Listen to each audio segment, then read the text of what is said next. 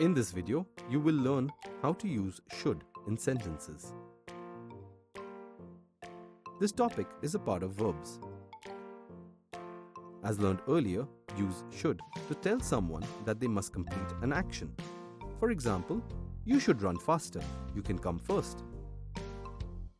Use should to give advice to another person. For example, you should see a doctor. Or to give suggestions. For example, you should study harder.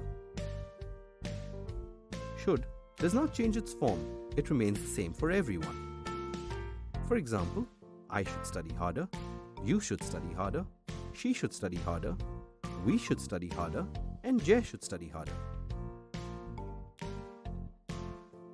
To form a positive sentence, begin with a pronoun or noun. Add should and the action word. For example, you should go. Add more information after the verb. For example, you should go to the doctor.